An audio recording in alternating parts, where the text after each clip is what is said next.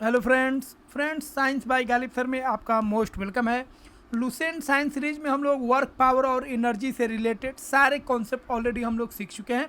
इस वीडियो में फ्रेंड्स हम लोग वर्क पावर और एनर्जी से रिलेटेड वेरी इंपॉर्टेंट क्वेश्चन करने जा रहे हैं जो बहुत सारे एग्जामों में पूछा गया है। तो चलिए शुरुआत करते हैं और एक एक क्वेश्चन को देखते हैं।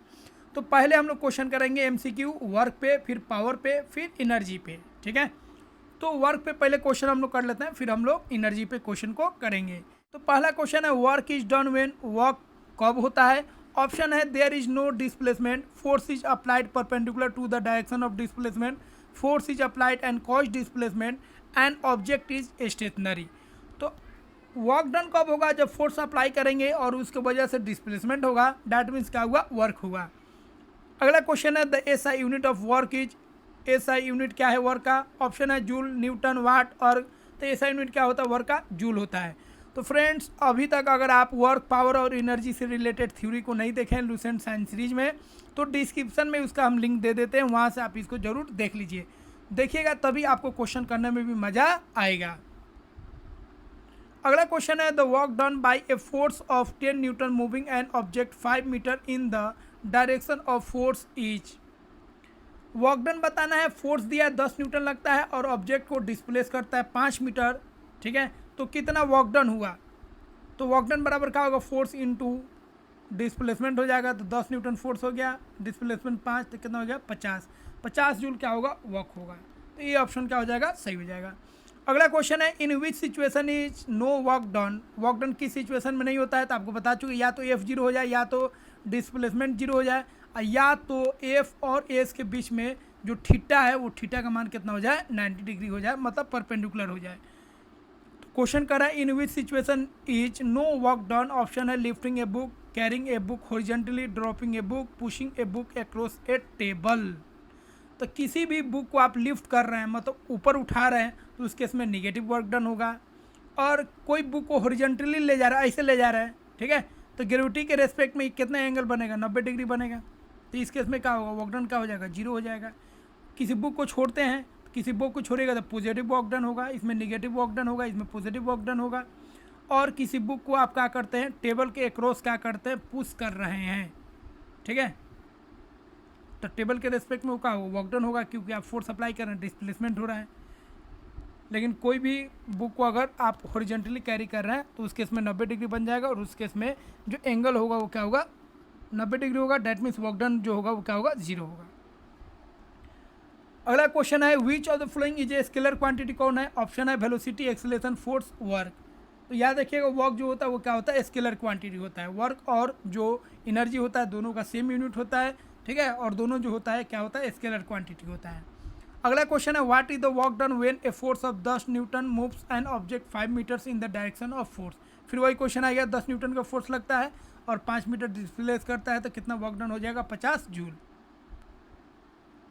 अगला क्वेश्चन है if the angle between the force and the direction of motion is 90 degree. ठीक है, तो फोर्स और जो मोशन है उसके बीच में, ठीक है, डायरेक्शन ऑफ मोशन मतलब ये हो गया आपका फोर्स और ये हो गया आपका मोशन, दोनों के बीच में 90 डिग्री है। तो वर्क डन क्या होगा, एकदम सिंपल क्वेश्चन है, इस केस में वर्क डन जो होगा जीरो हो जाएगा। तो सी ऑप्शन क्या हो जाएगा, सही हो जाएगा। अगला क्वेश्चन है friend which of the flowing expression correctly defines work, work को कौन डिफाइन करता है। तो वर्क बराबर क्या होता है, एफ एस कॉस थीटा। ठीक है, एफ हो गया फोर्स, एस हो गया डिस्प्लेसमेंट, और कॉस थीटा हो गया आपका, थीटा हो गया angle between force and displacement. तो कौन ऑप्शन सही हो जाएगा, ए ऑप्शन क्या होगा, सही हो जाएगा। अगला क्वेश्चन है force acts on an object and displace it. ठीक है, फोर्स किसी ऑब्जेक्ट पे काम करता है और उसको डिस्प्लेस कर देता है। Which factor does not affect the amount of work. तो वर्क को कौन इफेक्ट नहीं करेगा, तो वर्क को कौन इफेक्ट करता है, एफ एस और कौन, थीटा। तो कौन इफेक्ट नहीं करेगा, मैग्नीट्यूड ऑफ फोर्स इफेक्ट करेगा। Distance move by the object ये भी इफेक्ट करेगा वर्क डन को। डायरेक्शन ऑफ फोर्स ये भी इफेक्ट करेगा, but mass of the object यहाँ पे कहीं पे भी मास नहीं है, मतलब मास जो है इफेक्ट नहीं करेगा। तो डी ऑप्शन क्या हो जाएगा, सही हो जाएगा। Work done is said to be positive when, work done positive कब होता है, तो आपको बता चुके हैं पॉजिटिव जब होगा जब वर्क मतलब फोर्स और डिस्प्लेसमेंट एक डायरेक्शन में होगा, फोर्स और डिस्प्लेसमेंट जब अपोजिट डायरेक्शन में होगा तो निगेटिव वर्क, और फोर्स और डिस्प्लेसमेंट जब एक दूसरे के परपेंडिकुलर होगा तो वो उस केस में वर्क डन जो होगा जीरो होगा। इसमें वर्क डन क्या हो जाएगा, निगेटिव, इसमें वर्क डन क्या होगा, पॉजिटिव। तो वर्क डन पॉजिटिव कब होगा? ऑप्शन है the force is perpendicular to the displacement, the force is in the same direction as the displacement, the force is opposite to the direction of displacement, the force is zero. तो B option क्या हो जाएगा? सही हो जाएगा। Force और जो displacement है सेम डायरेक्शन में होगा तो वर्क डन क्या होगा? पॉजिटिव होगा। अपोजिट डायरेक्शन में होगा तो निगेटिव होगा। अगला क्वेश्चन है in which scenario is work done by gravity on an object zero. Gravity के द्वारा जो वर्क डन है किस केस में जीरो होगा? तो 90 डिग्री हो जाना चाहिए। ऑप्शन है an object falls freely under gravity, freely fall करेगा तो पॉजिटिव वर्क डन होगा। An object is lifted upwards, ऊपर ले जाएगा तो निगेटिव वर्क डन होगा, यहाँ पे पॉजिटिव होगा। एन ऑब्जेक्ट मूव्स हॉरिजॉन्टली, किसी ऑब्जेक्ट को हॉरिजॉन्टली ले जाते हैं, ठीक है, फ्रिक्शनलेस सरफेस पे, तो यहाँ पे वर्क डन क्या हो जाएगा? आपका जीरो हो जाएगा। An object is throne upwards, किसी ऑब्जेक्ट को ऊपर फेंकिएगा तभी क्या होगा? निगेटिव वर्क डन होगा। तो यहाँ पे सी ऑप्शन क्या हो जाएगा? सही हो जाएगा। अगला क्वेश्चन है what is the work done by a 20 newton force applied an angle 60 degree to the direction of displacement of 3 metres. मतलब आपको वर्क डन निकालना है। फोर्स दे दिया है 20 न्यूटन, डिस्प्लेसमेंट दिया है 3 और कॉस थीटा, कॉस हो गया यहाँ पे 60, तो कितना हो गया? 60 और कॉस 60 का मान कितना होता है? 1/2 कितना हो गया? 30। तो वर्क डन कितना हो गया आपका? 30 जूल। ये ऑप्शन क्या हो जाएगा? सही हो जाएगा। अगला क्वेश्चन है when work is done on object it result in, जब किसी ऑब्जेक्ट पे वर्क डन होता है तो इसका रिजल्ट क्या होता है? Change in the object speed only, इसका स्पीड बदलता है? नहीं, केवल स्पीड नहीं बदलता, और भी चीज़ बदलता है। Change in the object direction only, केवल डायरेक्शन बदलता है? नहीं। Change in the object energy, energy बदलता है? हाँ। तो ऑब्जेक्ट का एनर्जी जो है बदल जाता है। किसी भी आप ऑब्जेक्ट पे काम करते हैं, एक जगह से दूसरी जगह जाता है तो उसका एनर्जी क्या होता है? बदल जाता है। तो सी ऑप्शन क्या हो जाएगा? सही हो जाएगा। अगला क्वेश्चन है what happens to the work done when the displacement is zero. जब डिस्प्लेसमेंट जीरो होगा तो क्या वर्क डन होगा? तो वर्क डन उस केस में क्या होगा? जीरो हो जाएगा। फोर्स जीरो हो जाए तब, या डिस्प्लेसमेंट जीरो हो जाए तब, या थीटा 90 हो जाए, इन तीनों केस में जो वर्क डन होता है वो क्या होता है? जीरो होता है। अगला क्वेश्चन है work done by A frictional force is. Frictional force के द्वारा जो वर्क डन होता है निगेटिव होता है, याद रखिएगा। बॉडी का डिस्प्लेसमेंट ऐसे हो रहा है और फ्रिक्शनल फोर्स ऐसे लग रहा है, दोनों अपोजिट डायरेक्शन में है, तो वर्क डन जो होगा क्या होगा? निगेटिव होगा। अगला क्वेश्चन है which of the following scenario would result in maximum work done. किस केस में मैक्सिमम वर्क डन हो रहा है? क्वेश्चन है force is perpendicular to the displacement, force is at an acute angle of displacement, force is parallel to displacement, force is an obtuse angle to displacement. तो देखिए force जब perpendicular हो जाएगा तो उस केस में जीरो वर्क डन होगा। Force जब एक्यूट एंगल बनाएगा तो उस केस में पॉजिटिव वर्क डन होगा। फोर्स जब पैरेलल होगा डिस्प्लेसमेंट के तो उस केस में जो बनेगा वो क्या होगा? आपका पॉजिटिव वर्क डन होगा। Force is an obtuse angle होगा तो निगेटिव वर्क डन होगा, ठीक है। तो देखिए जो फोर्स एक दूसरे के पैरेलल हो जाएगा, ठीक है, तो उस केस में क्या होगा? पॉजिटिव वर्क डन तो होगा ही। लेकिन यहाँ पे ध्यान दीजिए इस केस में क्या होगा? थीटा जीरो हो जाएगा। थीटा जीरो हो जाएगा तो कॉस थीटा का मान, कॉस जीरो का मान कितना होता है? 1 होता है। तो जब एक दूसरे के पैरेलल हो जाएगा फोर्स और डिस्प्लेसमेंट तो उस केस में जो वर्क डन होगा वो क्या होगा? मैक्सिमम होगा, ध्यान रखिएगा, ठीक है। तो सी ऑप्शन क्या हो जाएगा? सही हो जाएगा। तो फ्रेंड्स अब हम लोग काइनेटिक एनर्जी से रिलेटेड एमसीक्यू क्वेश्चन को करने जा रहे हैं। पहला क्वेश्चन है what is the formula of kinetic energy. Kinetic energy का फार्मूला क्या होता है? तो सिंपल क्वेश्चन है, ऑप्शन दिया है काइनेटिक एनर्जी बराबर mv², mgh half mv² mgh से क्या हो जाएगा फ्रेंड्स? Half mv²। ये क्या होता है? काइनेटिक एनर्जी का फार्मूला होता है। अगला क्वेश्चन है if the mass of an object is doubled and it's velocity is kept constant how does the kinetic energy change. Kinetic energy कितना होगा जब ऑब्जेक्ट का मास को डबल कर दिया गया? तो फार्मूला क्या होता है? हाफ m कितना हो गया? 2m हो गया, और वेलोसिटी जो है सेम रहा, कांस्टेंट रहा v²। तो ये कितना हो गया? Half mv²। 2 को इधर कर दीजिए, मतलब काइनेटिक एनर्जी का क्या हो गया? दुगुना हो गया। तो काइनेटिक एनर्जी दुगुना हो जाएगा। तो याद रखिएगा फ्रेंड्स, मास जो गुना करेगा उतना गुना काइनेटिक एनर्जी हो जाएगा, ठीक है। लेकिन वेलोसिटी को अगर 2 गुना करेगा तो वेलोसिटी में स्क्वायर है तो ध्यान रखिएगा 4 गुना हो जाएगा। 4 गुना करेगा तो 16 गुना हो जाएगा, सॉरी 4 का स्क्वायर 16 गुना हो जाएगा। 3 गुना करेगा तो 3×3 9 गुना हो जाएगा। तो वेलोसिटी में अगर चेंज करेगा, वेलोसिटी को जो गुना करेगा तो आप उतना गुना कर दीजिएगा, ठीक है। 3 गुना करेगा तो 3 का स्क्वायर, 4 गुना करेगा तो 4 का स्क्वायर, 5 गुना करेगा तो 5 का स्क्वायर। और अगर मास में उतना गुना करता है तो उसमें स्क्वायर नहीं कीजिएगा, क्योंकि मास में स्क्वायर नहीं होता है। जितना गुना मास होगा उतना गुना काइनेटिक एनर्जी बढ़ जाएगा, और वेलोसिटी जितना गुना होगा उसका स्क्वायर गुना काइनेटिक एनर्जी बढ़ जाएगा। तो यहाँ पे क्या हो जाएगा, यहाँ पे जो होगा डबल हो जाएगा, 2 गुना हो जाएगा। अगला क्वेश्चन है, a car moving with a speed, एक कार का स्पीड दिया है 20 मीटर पर सेकेंड और उसका काइनेटिक एनर्जी दिया है 10,000। अब कहता है काइनेटिक एनर्जी क्या होगा जब उसका स्पीड डबल हो जाए, वेलोसिटी डबल हो जाए। तो वेलोसिटी डबल होगा तो आपको बता दिया है काइनेटिक एनर्जी क्या हो जाएगा, मतलब उसका स्क्वायर कर दीजिए, डबल का स्क्वायर, तो 2 का स्क्वायर कितना होगा, 4 हो जाएगा। तो काइनेटिक एनर्जी कितना हो जाएगा, 4 गुना हो जाएगा, मतलब 40,000 हो जाएगा। बी ऑप्शन एकदम सही हो जाएगा। अगला क्वेश्चन है, the kinetic energy of an object depends on which of the following. Kinetic energy किस पे डिपेंड करेगा? ऑप्शन है mass only, velocity only, both mass and velocity, neither mass nor velocity. तो देखिए फॉर्मूला का होता है half m v square, kinetic energy का फॉर्मूला होता है। तो यहाँ पे एम भी आया और भी आया, मतलब मास और वेलोसिटी दोनों पे डिपेंड करेगा। इसका मतलब सी ऑप्शन क्या हो जाएगा, सही हो जाएगा।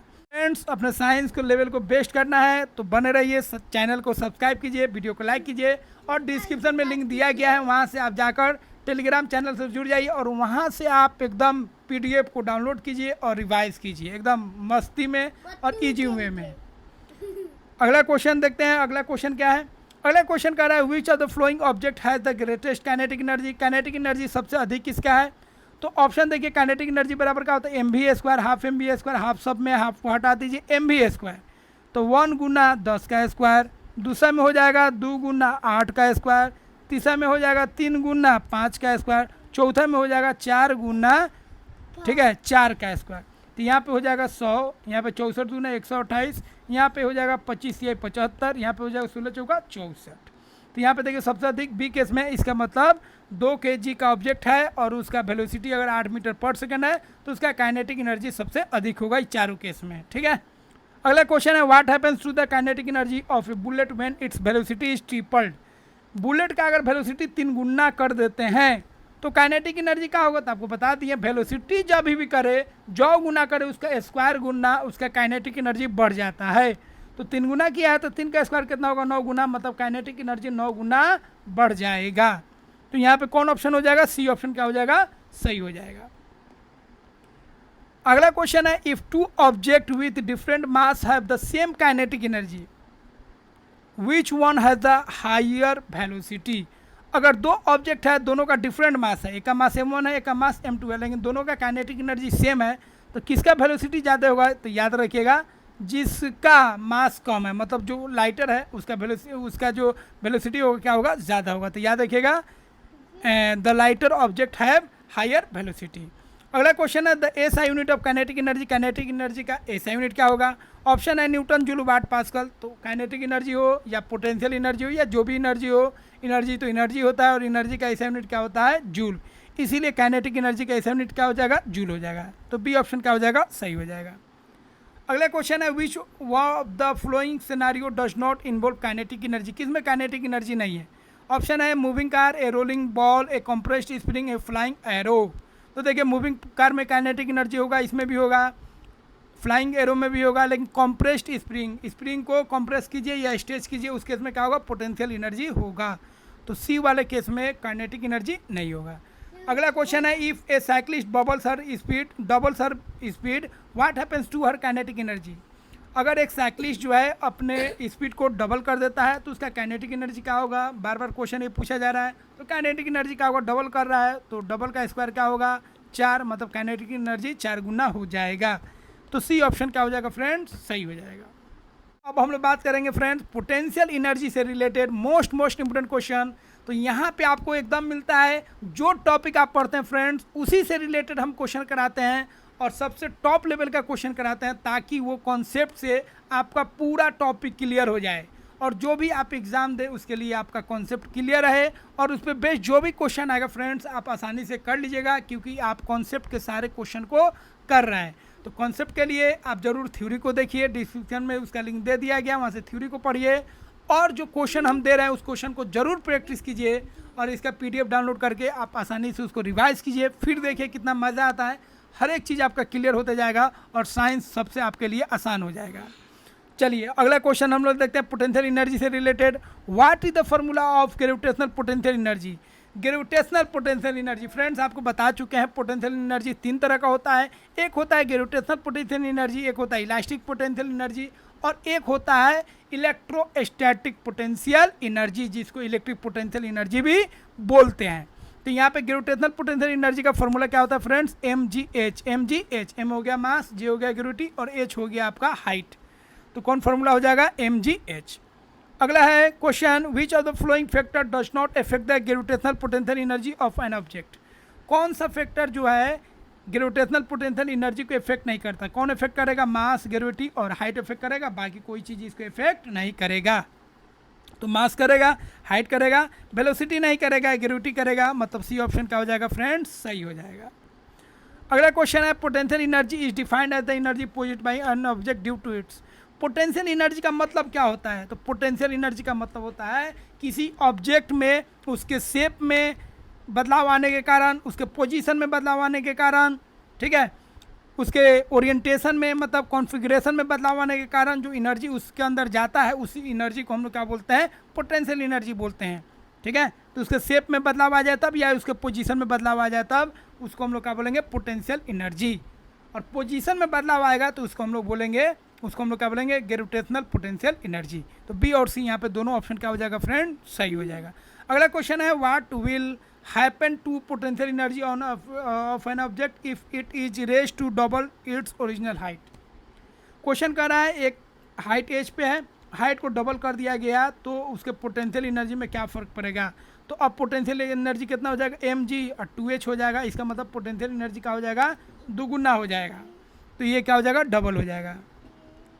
अगला क्वेश्चन है, a 2 kg object is lifted to a height 5 metre, what is potential energy. एक ऑब्जेक्ट है 2 kg का, उसको उठाया जा रहा है 5 मीटर, तो पोटेंशियल एनर्जी क्या होगा, पोटेंशियल एनर्जी बराबर क्या होता है, mgh होता है। m दिया है आपका 2, g लेना है 10 मीटर पर सेकेंड स्क्वायर और h दिया है 5 मीटर। तो कितना हो जाएगा, 5 दूना 10, दाही के 100 जूल हो जाएगा पोटेंशियल एनर्जी, मतलब बी ऑप्शन क्या हो जाएगा, सही हो जाएगा। अगला क्वेश्चन है, potential energy is a form of. Potential energy किसका फॉर्म होता है, तो ये किसका फॉर्म है भाई, मैकेनिकल एनर्जी का। अगला क्वेश्चन है, विच ऑफ द फ्लोइंग है the greatest gravitational potential energy. किसके पास सबसे अधिक पोटेंशियल एनर्जी है, तो पोटेंशियल एनर्जी का फॉर्मूला क्या हो जाएगा, mgh। जी को मत लीजिए, क्या कि जी तो सब में सेम है, ठीक है। m और h को देखिए, m कितना है 1 गुने 10, तो कितना हो जाएगा 1 गुने 10, 10 हो गया। दूसरा में देखिए 2 8 16, तो 16 जूल, ठीक है। फिर 10 से गुना कर लेंगे, 3 गुने 5 तो 15 हो गया, और 4 गुने 4 कितना होगा 16, तो 160। ये 10 लेकर चल रहे हैं, जी का मान 100, तो कितना हो गया, ये 160 160 दोनों सेम है, मतलब बी और डी के पास क्या होगा, मैक्सिमम ग्रेटेस्ट ग्रेविटेशनल पोटेंशियल होगा, मतलब मैक्सिमम दोनों के पास होगा, बी और डी के पास, ठीक है। अगला क्वेश्चन है, elastic potential energy is stored in. Elastic potential energy किस में स्टोर्ड होगा, जिसके पास इलास्टिक नेचर है, जो न मरने वाला है। तो न मरने वाला कौन होता है, रबर होता है, ठीक है, रबर होता है। उसके बाद कौन होगा, स्प्रिंग होगा, तो यहाँ पे स्प्रिंग नहीं है, क्या है, रबर है, तो रबर क्या हो जाएगा, सही हो जाएगा। अगला क्वेश्चन है, which of the following scenario involves an increase in potential energy. किसमें पोटेंशियल एनर्जी बढ़ रहा है, a book falling of A table, book जो है टेबल से गिर रहा है तो एनर्जी घटेगा, उसका पोटेंशियल एनर्जी क्या होगा, घटेगा। एक कंप्रेस्ड स्प्रिंग रिलीजिंग, एक स्प्रिंग को क्या कर रहे हैं, कंप्रेस कर रहे हैं, ठीक है, तो उसका पोटेंशियल एनर्जी क्या होगा, एक कंप्रेस्ड स्प्रिंग रिलीज कर रहे हैं, तो वो दबा हुआ है उसको छोड़ रहे हैं, तो इसका पोटेंशियल एनर्जी क्या होगा, कम होगा। एक कार स्लोइंग डाउन, कार को स्लो कर रहे हैं, तो उसका पोटेंशियल एनर्जी से कोई मतलब नहीं है, तो आपका काइनेटिक एनर्जी हो गया। Lifting a box on to a shelf, किसी बॉक्स को उठा के सेल्फ पे रखना, मतलब ताक पे रख रहा है, तो पहले कम हाइट पे था, अब ज़्यादा हाइट पे जा रहा है, इसका मतलब पोटेंशियल एनर्जी इस केस में क्या होगा, बढ़ेगा। तो डी ऑप्शन क्या हो जाएगा, सही हो जाएगा। अगला क्वेश्चन है, the SI unit of potential energy, फिर वही आ गया, पोटेंशियल एनर्जी हो या कोई एनर्जी हो, उसका एसआई यूनिट क्या होगा, जूल होगा, तो बी ऑप्शन क्या हो जाएगा, सही हो जाएगा। अब फ्रेंड्स हम लोग बात करेंगे काइनेटिक एनर्जी और मोमेंटम का जो रिलेशन होता है उस पर आधारित क्वेश्चन। तो देखिए, काइनेटिक एनर्जी बराबर क्या होता है, मोमेंटम से अगर जोड़ेंगे तो p²/2m, पी हो गया आपका मोमेंटम, पी क्या हो गया, मोमेंटम। तो फ्रेंड्स अगर जो थ्योरी पढ़ाएं उसको कर लीजिएगा, तभी आपको इसमें मज़ा आएगा, क्योंकि अगर आप नहीं पढ़े हैं तो थोड़ा दिक्कत हो सकता है। फिर भी आप कोशिश कीजिए, अगर नहीं होता है तो आप उस थ्योरी को जरूर पढ़ लीजिए जो हम आपको बताएं। तो फ्रेंड्स यहाँ पे क्वेश्चन कर रहा है, if the momentum of an object is double, momentum को डबल कर दिया गया। देखिए, तो मोमेंटम को अगर डबल कीजिएगा तो काइनेटिक एनर्जी आपका क्या हो जाएगा, 4 गुना हो जाएगा। और 3 गुना अगर मोमेंटम करते हैं तो 9 गुना हो जाएगा, मतलब स्क्वायर वाला यहाँ पे ध्यान रखना है। तो मोमेंटम को डबल कर दिया गया तो काइनेटिक एनर्जी कौ गुना हो जाएगा भाई, तो 4 गुना हो जाएगा, तो increase by factor of 4। What is the relationship between kinetic energy and momentum में क्या रिलेशन होता है, तो यहाँ पे आपको बता दिए के बराबर क्या हो जाएगा p²/2m। अगला क्वेश्चन है what is the formula of calculating power, power को कैलकुलेट करने का फॉर्मूला क्या होता है, तो पावर बराबर क्या होता है वर्क अपॉन टाइम। तो किस रेट से आप वर्क कर रहे हैं उसी को तो पावर बोलते हैं, ठीक है। इसका एक और फॉर्मूला होता है, वर्क को तोड़ दीजिए F into D, D upon T क्या होता है, स्पीड होता है F इंटू स्पीड, मतलब फोर्स इंटू स्पीड जो होता है उसको भी हम लोग पावर बोलते हैं। ऐसा यूनिट क्या होता है पावर का, तो वाट होता है, बी ऑप्शन क्या हो जाएगा, सही हो जाएगा। अगला क्वेश्चन है मशीन डज 500 जूल वर्क करता है 10 सेकंड में, तो पावर क्या होगा, पावर बराबर क्या होगा वर्क अपॉन, वर्क हुआ 500 जूल 10 सेकंड में 10 से कर दीजिए भागा तो 50 वाट हो जाएगा, ठीक है। वाट का मतलब joule second. Power is defined as rate of doing, power किसका मतलब पावर का डिफिनेशन क्या होता है, तो रेट ऑफ डूइंग वर्क, उसी को हम लोग क्या बोलते हैं पावर बोलते हैं। अगला क्वेश्चन है दो मशीन है दोनों सेम काम करता है बट एक जो है आधा समय में करता है, तो पावर क्या होगा फास्टर मशीन का, तब पावर जो होगा उसका दुगुना होगा, तभी तो आधा समय में काम कर रहा है, तो क्या होगा ट्वाइस एज मच, को गुना हो जाएगा दुगुना हो जाएगा, ठीक है। तो फ्रेंड्स इस तरह हम लोग वर्क पावर एनर्जी से रिलेटेड सारे के सारे क्वेश्चन यहाँ पे हम लोग कर चुके हैं कंप्लीट। आई होप यह वीडियो आपको अच्छा लगा होगा, जरूर वीडियो को लाइक कीजिएगा, चैनल को सब्सक्राइब कीजिएगा। मिलते हैं फ्रेंड्स अगले वीडियो में, जय हिंद फ्रेंड्स।